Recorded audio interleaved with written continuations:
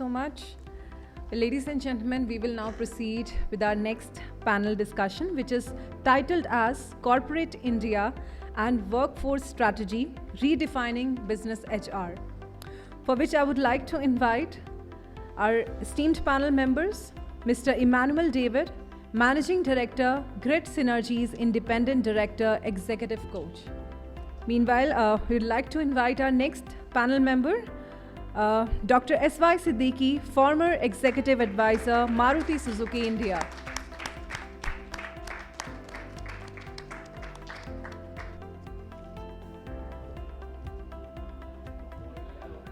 Once again, ladies and gentlemen, let's invite Mr. Emmanuel David, Managing Director, Grit Synergies Independent Director, Executive Coach.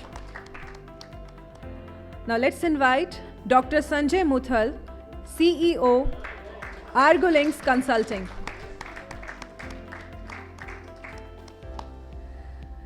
Now please help me invite with a huge round of applause the session chair of this panel discussion, Dr. G.P. Rao, Founder, Good People Relations.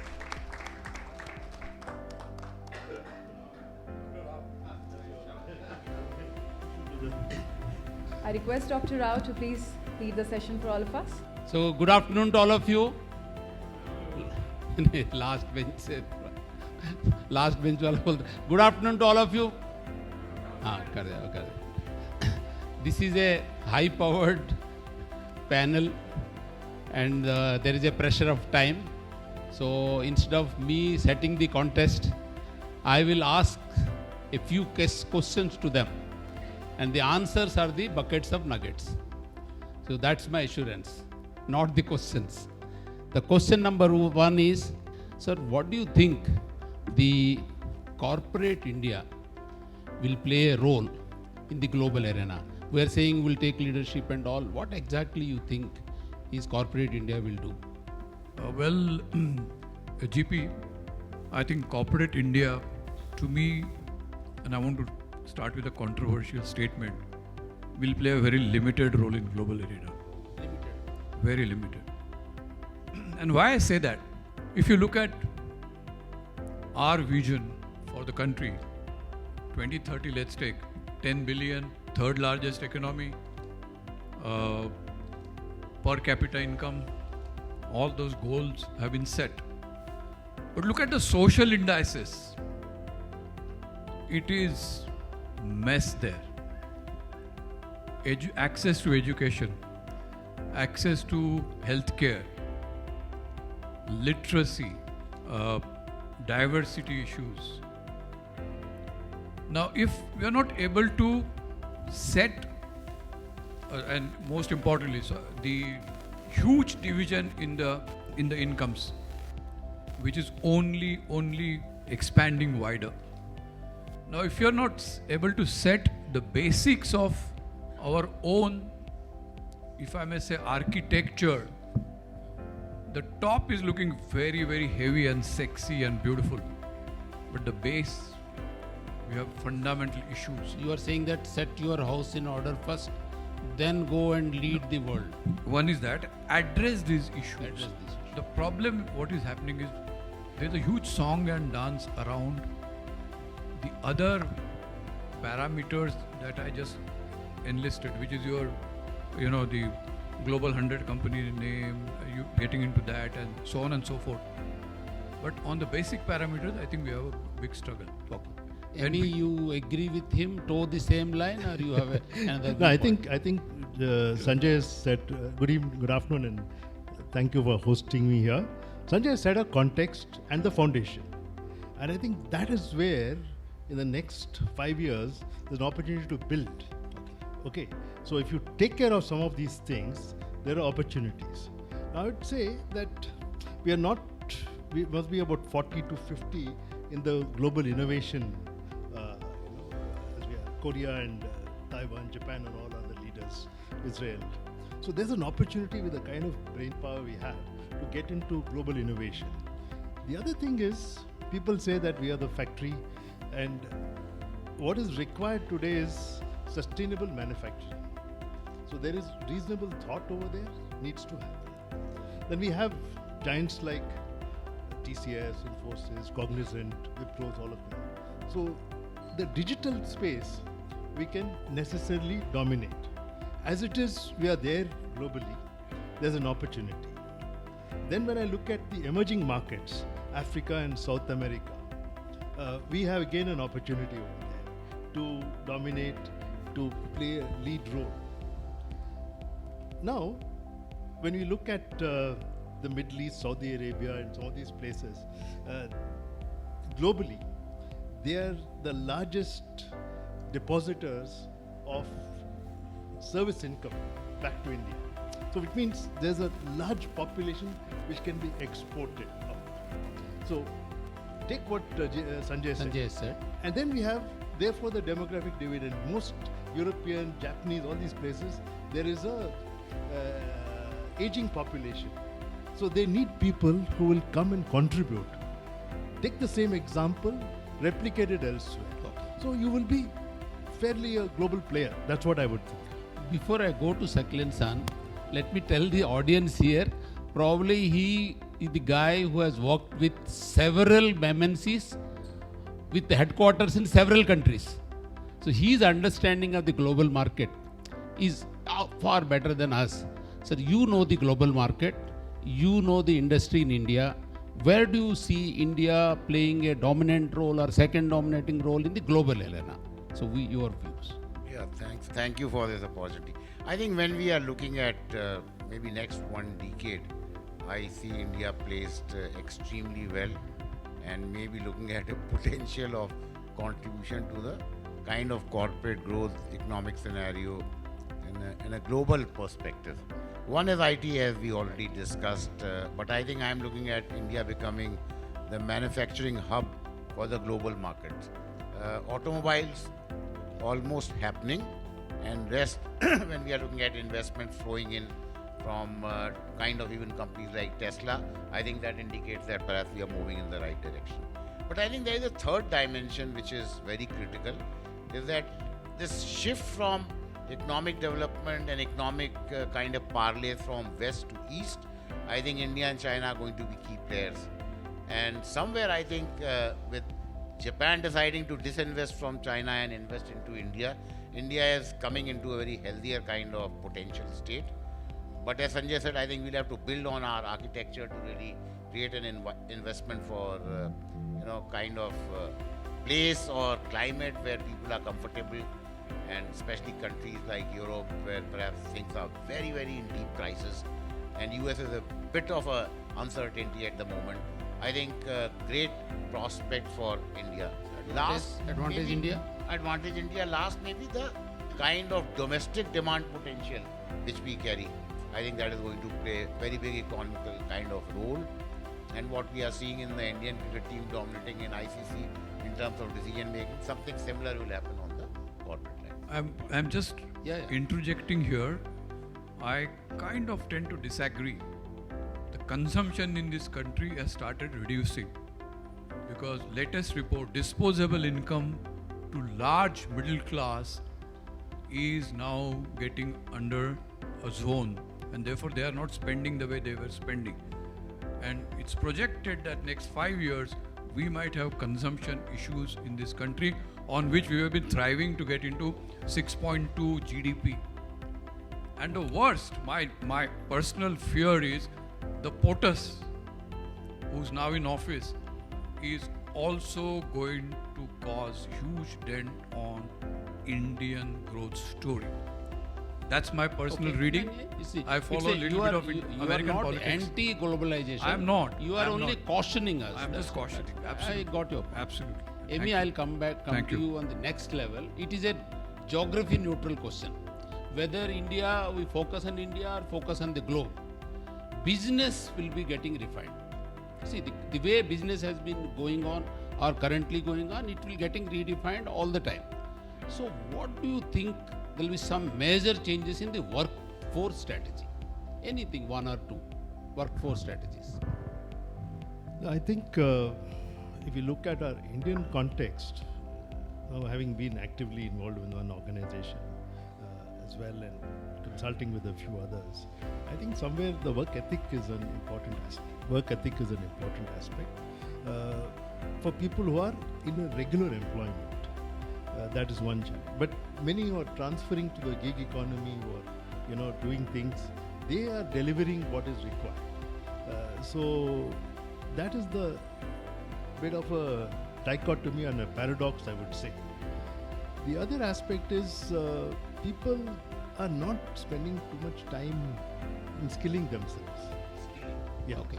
So I'll say the metaphor is, if you look at any of our refrigerators, they are full of food, but yet sometimes we are starving. So people sign up to courses but don't actually learn what No, is it's a required. fact actually. There are many plates lying there. People are not full. So that's an irony. You can't understand until it hits somebody hard that, oh my God, I need to do something to skill myself. Skill. So each of us also in this room, some of them I noticed have kind of reinvented themselves in this room itself. We look at our sage over here, Akhil, over the years how he's been, coming in various things. So I think that is important. Okay. So two things very good. Sanjay, workforce strategies, any major changes, whether India or global. I think one major change that especially our fraternity will have to deal with is how can men and machine coexist together. Technology is imperative. AI is here, OpenAI source is here. Everybody is going to use more and more extensive usage of technology. What is its impact on people and emotions of people? If we are able to harness that together, creating win-win situation, that's going to be the biggest challenge that I So see integrating men and machines as a family members. seamlessly. Yeah. Very nice. Second way.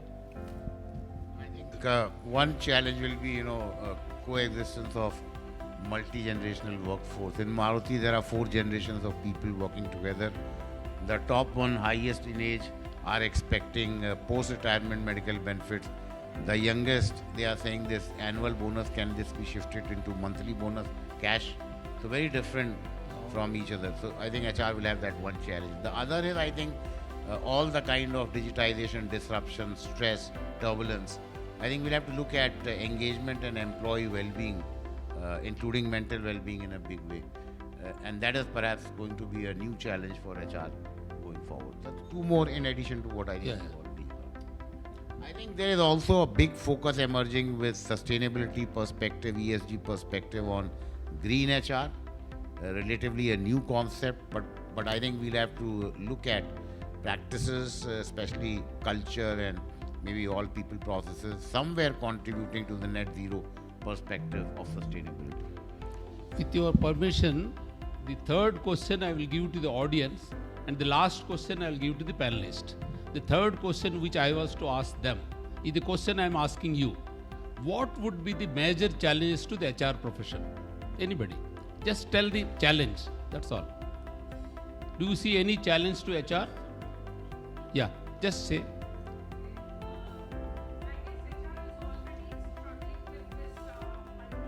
Multi-generation, okay, that's one only. Multi-generation inclusion, yeah. We'll see. Get some more, yeah. One more. DVC, one challenge, so that we'll get the answers, Digital disruption will be a challenge for HR. Okay. Anyone else? Anyone? Challenges to HR according to you? Okay. वो आपको intervention लग रहा है और interference भी लग रहा है, ठीक है, that's one challenge. Anybody? Audience? Yes. Skill agility will be a challenge, or obsolescence will be a challenge. Obsolescence will be a challenge. Okay. Anyone else? Yes. So again obsolescence of the policies or the relevance is getting. Yes, sir. Mental health will be a challenge. Wonderful. Is it overload to you? No, that's okay. No, mental. I said overload, not overload. No, if I am getting stressed now with too many questions, that itself a challenge. Yeah, one more. Yeah, lady. Employee retention with challenge. The 2 weeks ago, I was doing a program for a company. I said, what is your challenge? At 82% attrition. Then I said, I may not do this program. Because I may not be able to solve their problem. 82% attrition. Yeah, next. Yeah.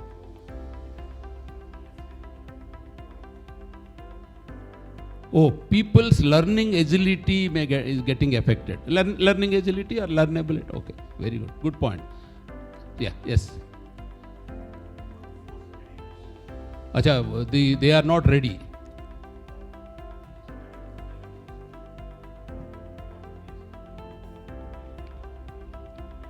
Yeah, that's okay. Okay. So the readiness, future ready workforce. अच्छा present ready workforce चला नहीं future present पास 3 ही है तो future नहीं तो present है चल हाँ next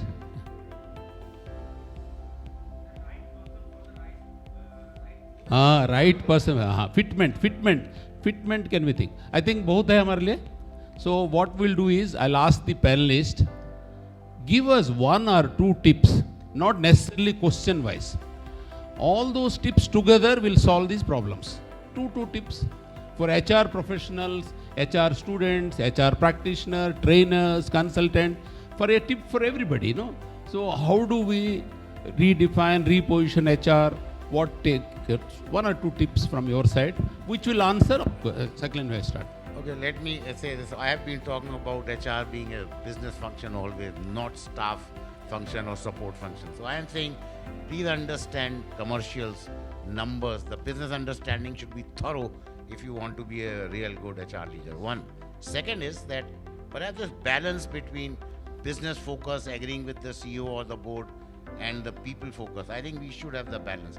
Not all the time agreeing with the CEO and surrendering the identity of this business function. Therefore, maybe if you know the business well, I think you will have the guts to really look at this right balance.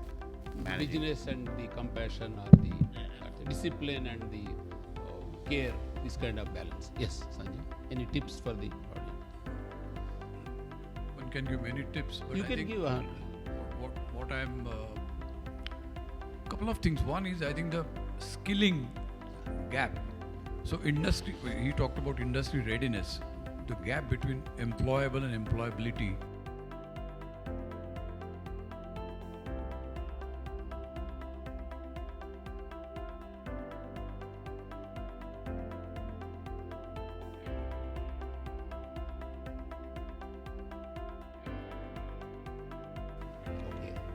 To me, purpose seems to be very transactional, business oriented, business outcomes oriented, but not deeper enough to take not only enterprise but country or global enterprise ahead. Is something like is what okay. If I can make a point, in a country where CSR is used as branding, I think the whole purpose of doing CSR gets lost in that. Therefore, that purpose, what I meant, what I stand for, what I relate to, has to be created by the leadership if we are to thrive in future. Thank you. Some tips. Thanks, DP. I think I will distill it to 3 things. First and foremost, you have to understand the business delivery model wherever you are. If you are in NGO, understand what the delivery model is. If you are in organization, if it's B2C, there's a particular aspect, B2B, B2G. So it's not a one-size-fits-all. So every HR person should understand the business delivery model. Second thing is to know where value is created and where value can be eroded. Okay. So these That are the 2 understanding. areas. And the third, which is very essential, and Siddiq Bhai also said the same thing, I will say it in one word. You must have an ounce of courage. Sometimes it's deficient when you need to take a call, especially it's not only about employees, but you have a larger purpose of stakeholders and conscience. And that's where they have that ounce of courage. Can I get one more tip from you? Yeah, I think lot of digitization, and we are talking of digital disruption potential and AI coming into HR or business, MI, maybe machine learning, automation and everything. My only request is that we should always be careful in customized kind of implementation acceptance in our business sectors, in our kind of applications we are going to use in our country compared to Europe and US. This cut, copy, paste, I think we need to avoid really. Maruti, what we are going to do is what I think or what Salim and my other colleagues think is relevant in Maruti. One question I am asked many conferences, when Maruti is coming with driverless cars? Today morning I was driving from Noida to Gurgaon and I felt the Bani environment right there in the middle. उधर अगर driverless car कर देंगे तो पहले 5 kilometre में ही passenger तो ऊपर की फ्लाइट ले लेगा. Such is the kind of traffic and such is the kind of surprise. Whether it is customized for us to have driverless cars in India? No. Yeah, are you ready for that? So I think digital and everything is fine, but we should look at a kind of a customized version which works for your business, for your sector, for your people. Wonderful. Sir अभी क्या आप जवाब देंगे? Question वाला खत्म हो गया. अभी नहीं, 2 पॉइंट नहीं है. उधर से हमको 2 बार इशारा कर दिया, सर आपको जो बोलना है एबिटा बोलना, जो बोलना बता दो. तो मैं एबिटा बोल दूंगा to sum up what the panellist have said, कि हमने सुबह जो बोला रिपीट कर दूंगा. HR should engineer employ experience. HR should build business builders. HR should inspire inclusion and innovation using Indic values. The fourth is drive digitalization and technology to our advantage. Next is you must thrive, trust, transparency for talent. And last one, you must architect agility and adaptability to win the race in our country, then make footprints globally. Thank you so much. Paucity of time. Sir, we will take your questions during the tea break. Over to Dr. Khan. Sir, ताली बजाइए doctor Khan के लिए. Doctor Khan के लिए.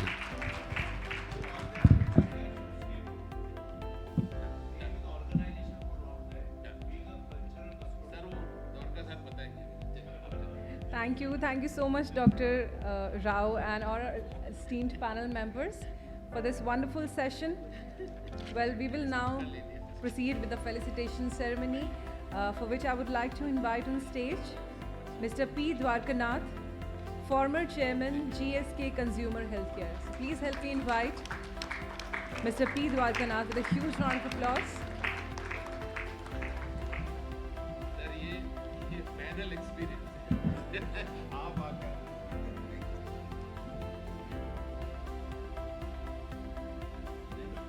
I request Mr. Emmanuel David, Managing Director, Kids Synergies. Okay.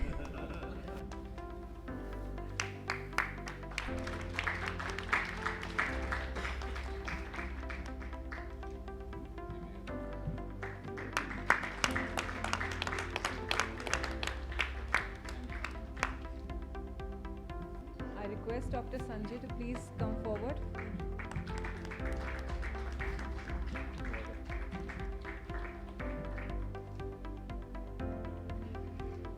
I request you all to please come forward. Yes, sir. Yes, sir, it's for you.